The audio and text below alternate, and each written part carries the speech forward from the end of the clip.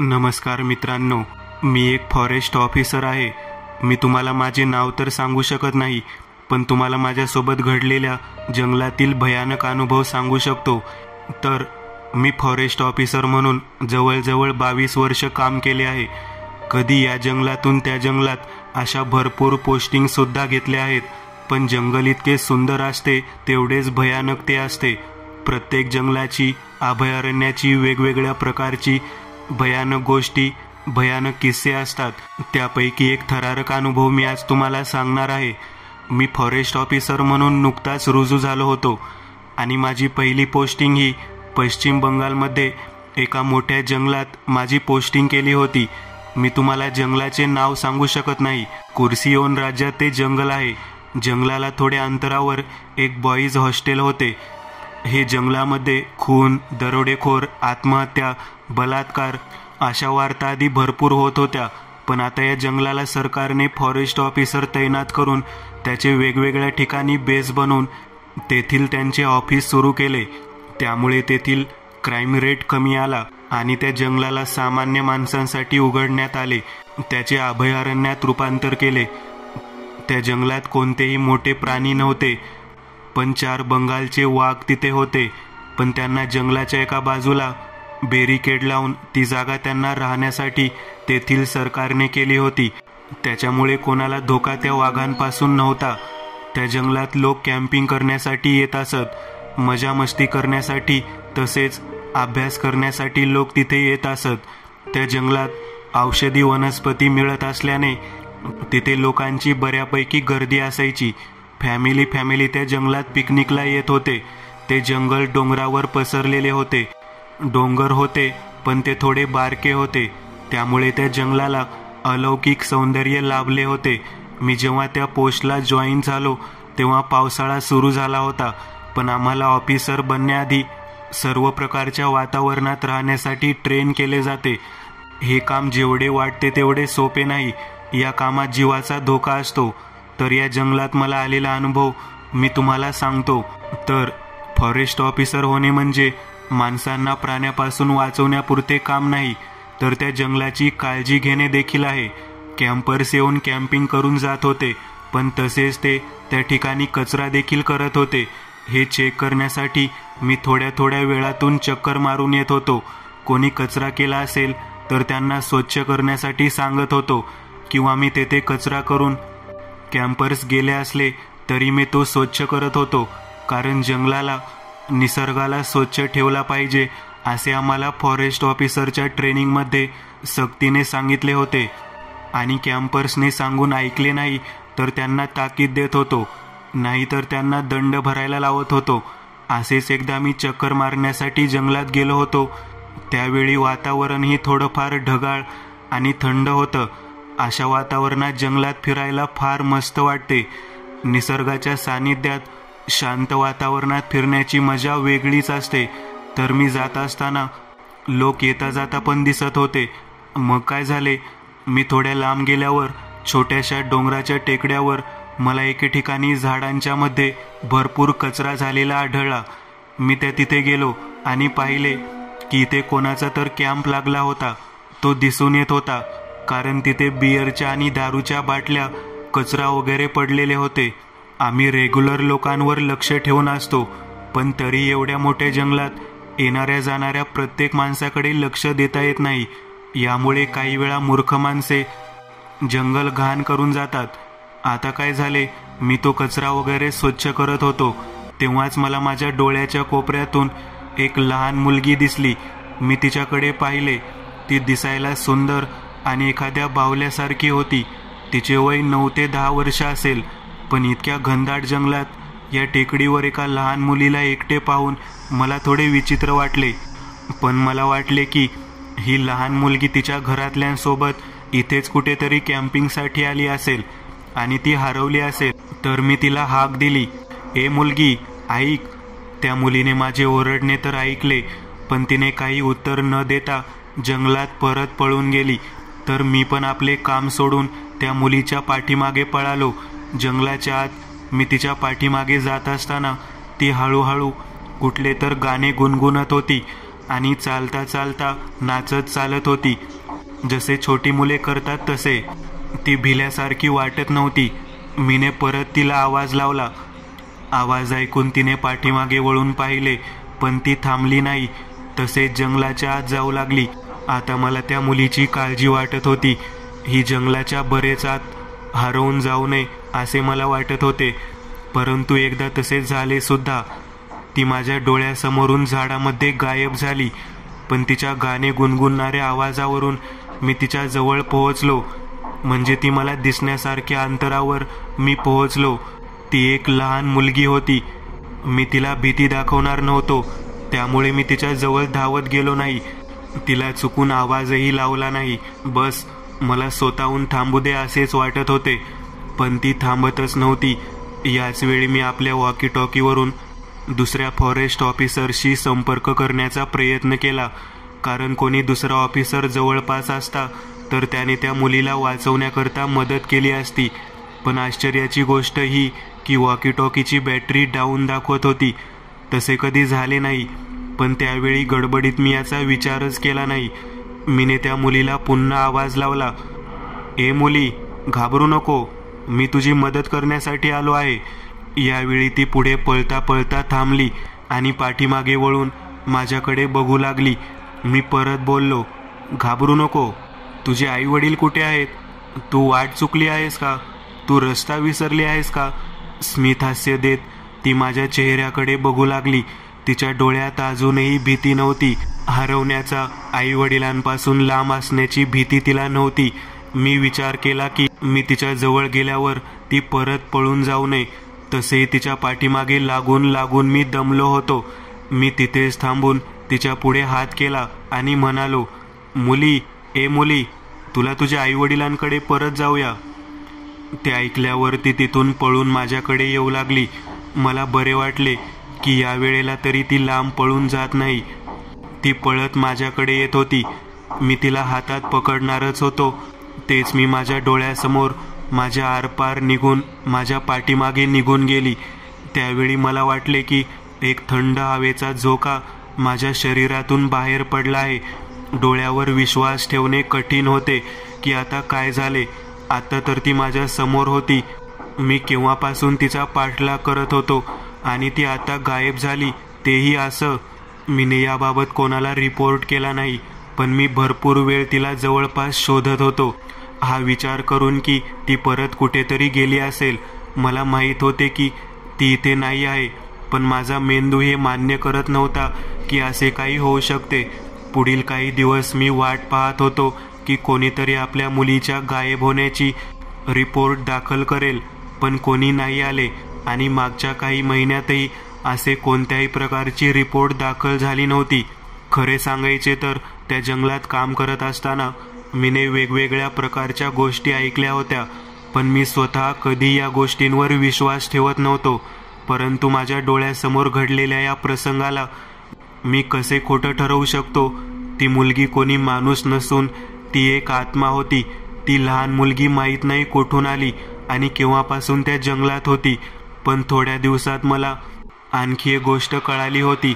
काही वर्षापूर्वी जंगलाच्या त्या भागात माणसाचा खून झाला होता, जो तिच्या हरवलेल्या मुलीला शोधत होता. पण त्याची मुलगी कधीच मिळाली नाही. नाही तिची बॉडी मिळाली, नाही तिच्याबद्दल कोणाला माहिती पडले. काय माहीत, ज्या मुलीचा आत्मा मी पाहिला होता ती त्याच माणसाची मुलगी असावी, जी आजही जंगलात तिच्या वडिलांना हुडकते आहे. थोड्या दिवसात माझी त्यानंतर दुसऱ्या जंगलात बदली झाली. हा अनुभव मला 2000ला आला होता. त्या घटनेनंतरही मला जंगलात राहणे व निसर्गाचे अविस्मरणीय दृश्य बघण्यात आनंद येत होता. मी ज्या जंगलात त्यावेळी होतो ते जंगल फार सुंदर होते आणि जास्त मोठेही नव्हते.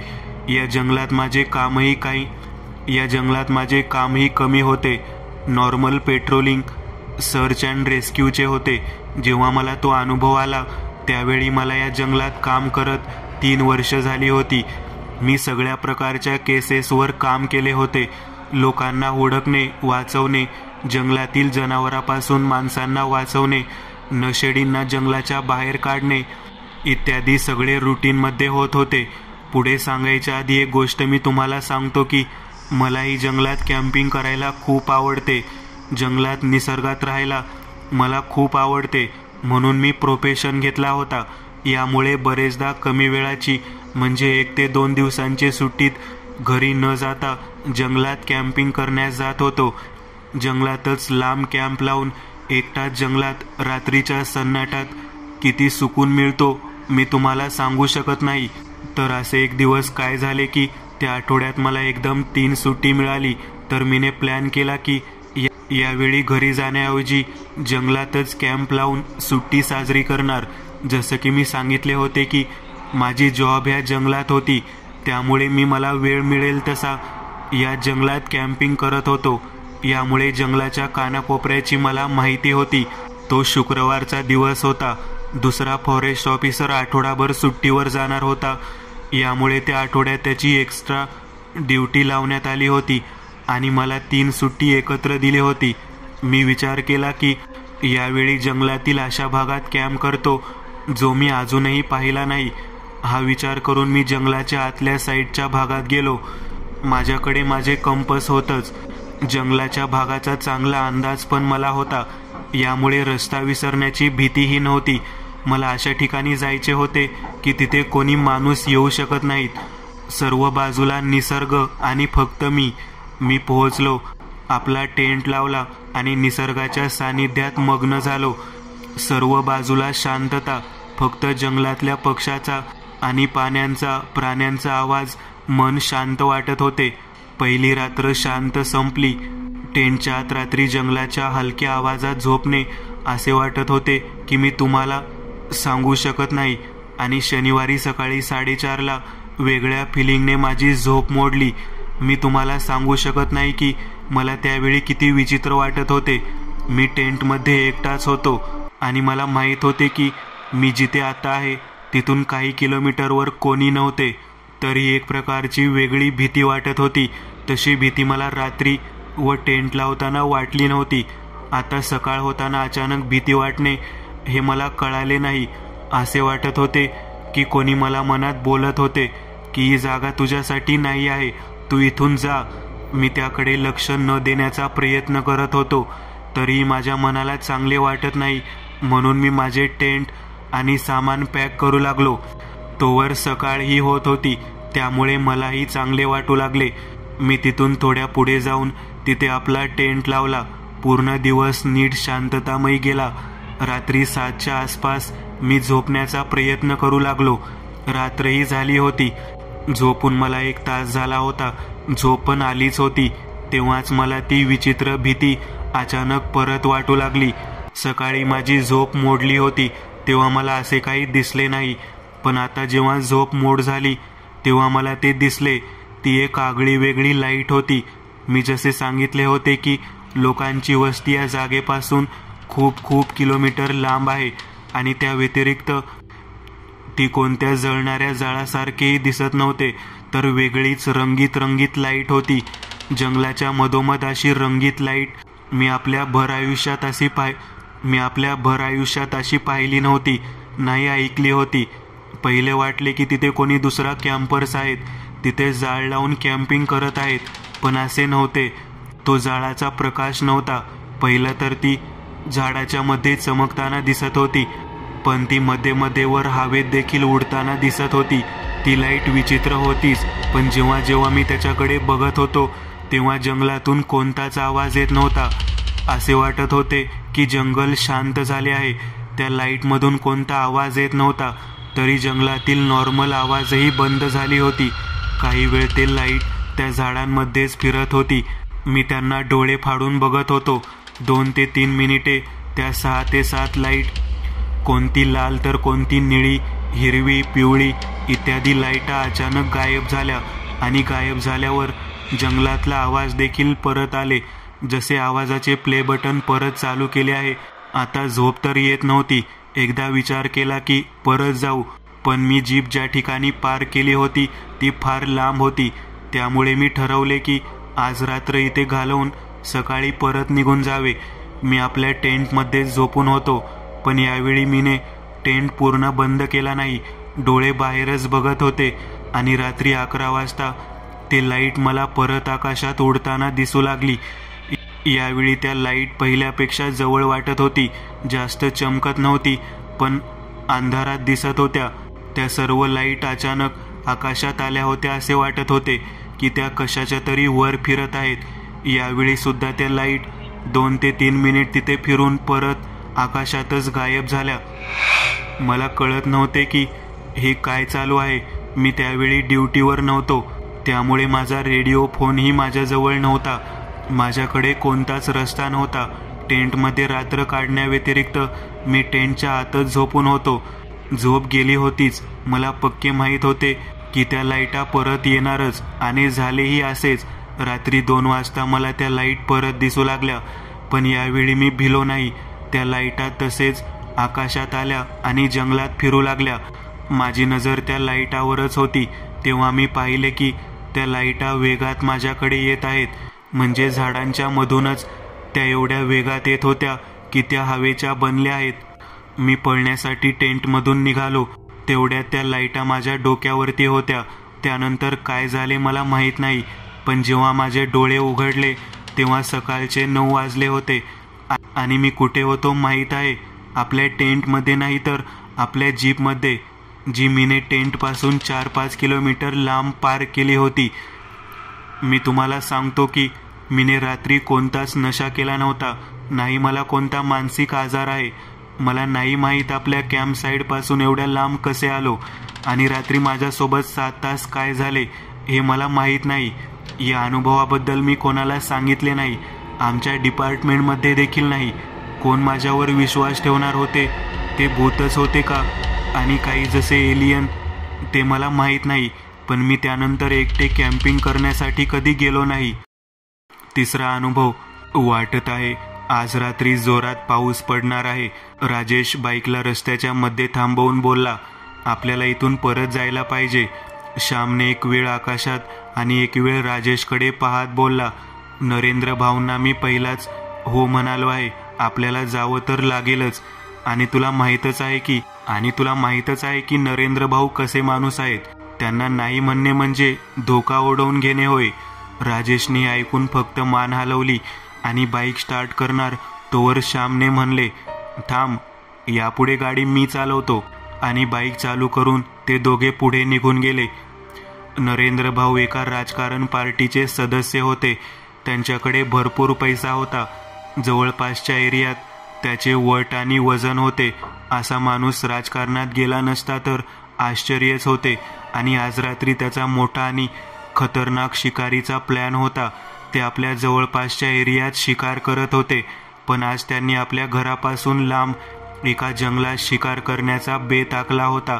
आणि त्यातून त्यांना राजकारणात त्यांना फायदा देखील होणार होता. श्यामचे नरेंद्र भाऊ सोबत चांगले संबंध होते, पण राजेशला नरेंद्र भाऊ जास्त आवडत नव्हते.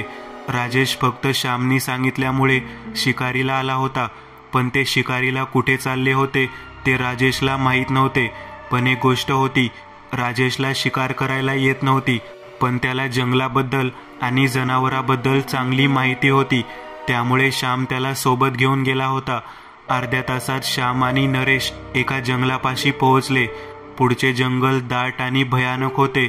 श्यामने पाहिले की नरेंद्र भाऊ आणि त्याचे साथीदार जंगलाच्या बाहेरच थांबले होते आणि ते श्यामच्या येण्याची वाट पाहत होते. श्यामने त्याच्या जवळ जाऊन बाईक थांबवली. त्याच्यामध्ये राजेश एकटाच होता की त्याला थोडेफार त्या जंगलाबद्दल माहीत होते. सगळ्याकडे आपापली बंदुकी होत्या. तिथे पोहोचताच नरेंद्र भाऊंनी श्याम आणि राजेशला जीपमधून हत्यार घेण्यास सांगितले.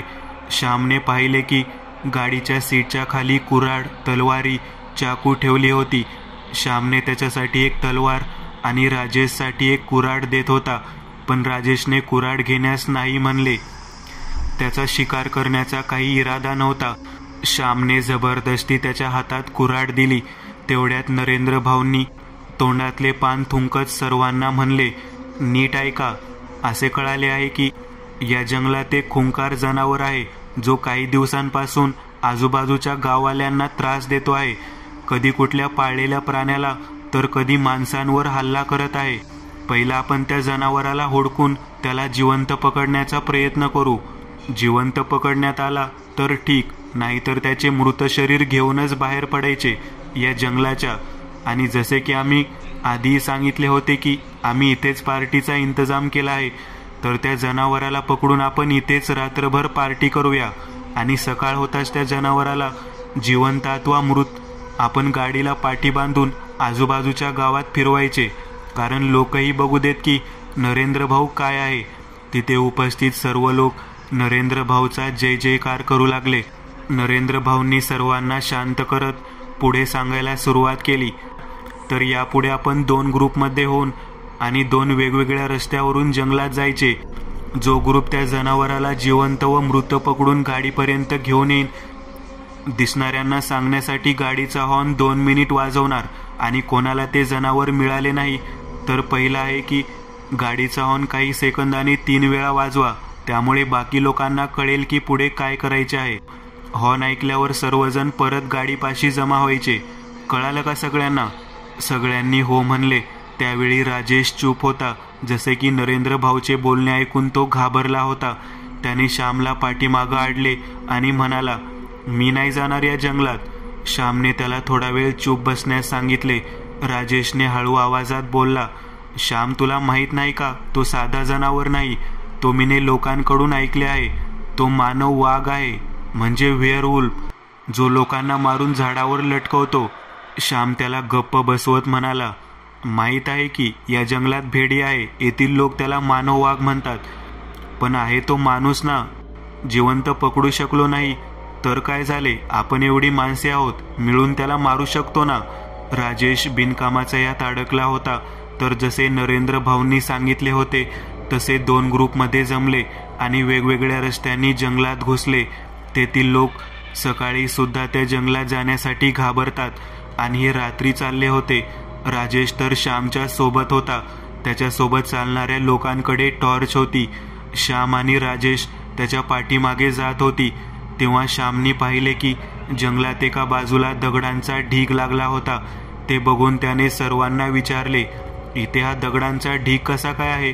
तेव्हा राजेश एक छोटा दगड घेऊन त्या ढीग जवळ जाऊन तिथे तो दगड ठेवून जंगलाकडे पाहून आपल्या रक्षणासाठी तिथे प्रार्थना केली. श्याम ते बघून त्याच्यावर हसू लागला. राजेश प्रार्थना करून श्यामच्या जवळ परत आला. श्यामने विचारले, अरे हे काय केलंस तूने? दगड प्रसाद म्हणून कोण देतं काय? तेव्हा राजेशने शांततेने सांगितले की हे आपापल्या विश्वाची गोष्ट आहे. या जंगलातून जाणारी लोक आदिवासी आहेत, गरीब आहेत. ते तर जंगलातल्या देवांना सोनं चांदी तर देऊ शकत नाहीत. ते तर फक्त दगडाचा प्रसाद देतात आणि जंगलातील देवही त्याचे रक्षण करतात. होऊ शकेल तर तू प्रार्थना कर, देव तुला देखील कोणत्या तरी संकटातून वाचवेल. तेव्हा श्याम म्हणाला, चल ठीक आहे, आपल्याला त्या मानव वाघाची शिकार करायची आहे आणि परत यायचे आहे. हे बोलून परत ते सर्व पुढे निघाले. ते सगळे जंगलाच्या काट्याकुट्यातून आत जाऊ लागले. जंगल मोठे होते, झाडझुडपांनी भरलेले होते. हळूहळू जंगली प्राण्यांचा आवाज त्यांना येऊ लागला होता, म्हणजे ते जंगलाच्या फार आत आले होते. तेव्हा राजेशला जवळपासच्या झाडीतून आवाज ऐकू आला. ते ऐकून तो खूप घाबरला. कोण आहे, कोण आहे? बाकी लोकांनी जवळपास टॉर्च मारून पाहिले, पण कुठे काही हालचाल नव्हती. तेव्हा श्यामने त्यातील एकाला शेवटून चालण्यासाठी सांगितलं, कारण टॉर्चवाला माणूस एक पाठीमागे आणि एक पुढे असू दे. आता राजेश आणि श्याम त्या 4 लोकांच्या मधून चालत होते. तरी राजेशचे शरीर भीतीने आणि थंडीने कापत होते. श्याम त्याला तो घाबरत आहे बघून सारखे त्याची मजा घेत होता. जसे जसे ते पुढे जात होते तसे तसे जंगल दाट आणि शांत होत चालले होते. आता जवळपासची हाक आवाज देखील त्यांना स्पष्ट ऐकायला येत होती. थोड्याशा आवाजाने राजेश घाबरत होता. राजेशने वर आकाशाकडे पाहिलं. आतापर्यंत पाऊस पडला नाही, पण आकाशात काळे ढग दाटून आले होते. मध्येच राजेशला चंद्र दिसला. ते बघून राजेश जागेवर थांबला आणि श्यामला विचारले की आज काय पौर्णिमा आहे काय? तो म्हणाला, काय माहीत, मला काय कळतंय का? त्यातून एका लंबू माणसाने म्हणाला, बरोबर आहे तुझे, आज पौर्णिमा आहे. यामुळे तर नरेंद्र भाऊंनी शिकारीची योजना आखली आहे. राजेश चिडून बोलला, हे चुकीचं आहे, तुम्ही चुकीचा निर्णय घेतला आहे. आजची रात्र तो मानव वाघ जास्त ताकदवर होतो, त्याला मारणे इतके सोपे नाही की तुम्ही सर्वजण इथे आलात. तेव्हा दुसऱ्या एका माणसाने राजेशच्या छातीवर बंदूक ठेवून बोलला, तुझे तोंड बंद कर, नाहीतर त्या जनावराच्या आधी मी तुला मारणार, कळालं? त्याच्या आवाजाने राजेश घाबरून मान खाली घेतली. त्याला वाटत होते काजानो श्यामच्या नादाला लागून इथे आलो. तेवढ्यात जंगलाच्या दुसऱ्या बाजूने गोळी चालवण्याचा आवाज आला. सगळे इकडे तिकडे बघू लागले. गोळीच्या आवाजानंतर वातावरण अचानक शांत झाले आणि तेव्हाच कोणाची तरी किंकाळीचा आवाज जंगलात गुंजला. त्यानंतर परत 3-4 वेळा गोळ्याचा आवाज आला आणि परत एक किंकाळी कानावर आली. यावेळी तो आवाज ऐकून सगळे थोडे घाबरले, कारण ती माणसाची किंकाळी होती.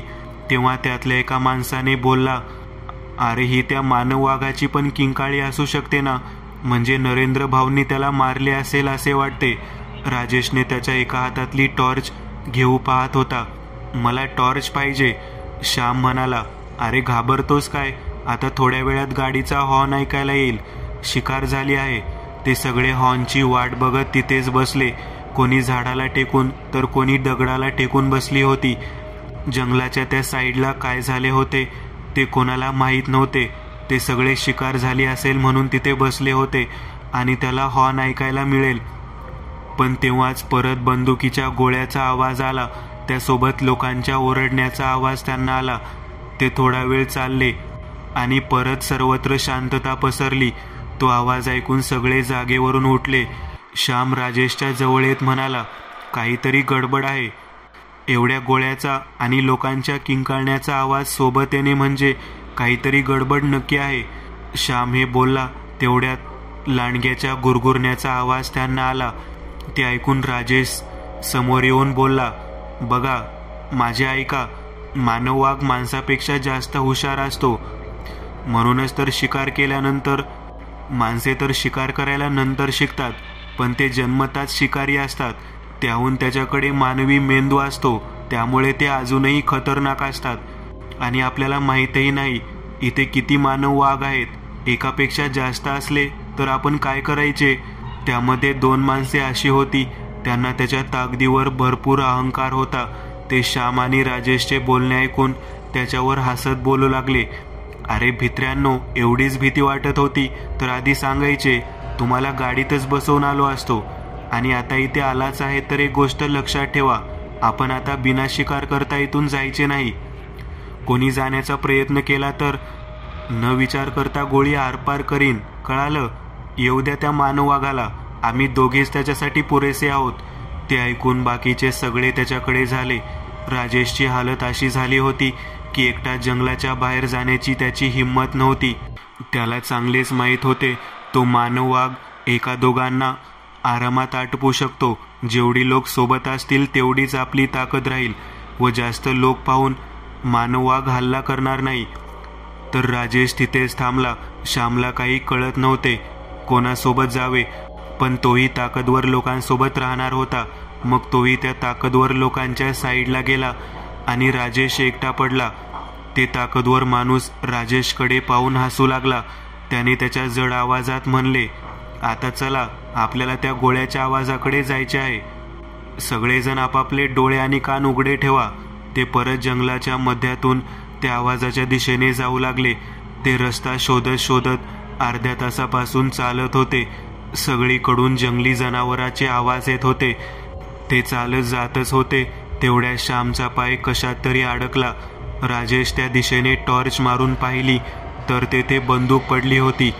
ते बघून ते तिथेच थांबले. श्यामने त्या बंदुकीला उचलली तोवर तो ताकदवर माणूस येऊन श्यामच्या हातातून ती बंदूक घेत म्हणाला, ही तर आमचीच बंदूक आहे. ते लोक याच रस्त्यावरून गेले असावे, पण जेव्हा श्यामने आपले हात पाहिले तर त्यावर रक्त लागले होते. हे बघून त्या माणसाने त्या बंदुकीकडे पाहिले तर त्या बंदुकीच्या वर रक्त लागले होते. तेवढ्यात राजेश घाबरत त्या बंदुकीला पाहण्यासाठी गेला आणि पाय घसरून पडला. उठल्यावर त्याच्या हाताला मातीत मिक्स झालेले रक्त लागलेले होते. त्याने पाठीमागे जमिनीवर पाहिले तर तिथे रक्त आणि आतडी छिन्न अवस्थेत पडलेली होती. तो ताकदवर माणूसही ते दृश्य पाहून घाबरला. राजेशला हे माहीत होते, तो मानव वाघ शिकार करून कायम आपल्या शिकाराला झाडावर लटकवत असतो. तर राजेश झाडांच्या वर पाहिले आणि ते पाहून सर्वजण घाबरले. त्या झाडाला दुसऱ्या ग्रुपमधल्या माणसाचे धड लटकले होते. त्याचे पोट फाडले होते. त्याच्या पोटातून आतड्या बाहेर लटकत होत्या, तर काही जमिनीवर पडली होती. हे पाहून सगळे पाठीमागे झाले. इकडे तिकडे पाहिल्यावर राजेशला दुसऱ्या झाडावर दुसऱ्या कोणाचे तरी प्रेत दिसले, तेही त्याच अवस्थेत. ते 2 ताकदवर माणसेही आता शांत झाली होती. ते म्हणू लागले की यावेळी या जंगलातून बाहेर पडलेलेच बरे आहे. चला सगळे या जंगलाच्या बाहेर पडूया.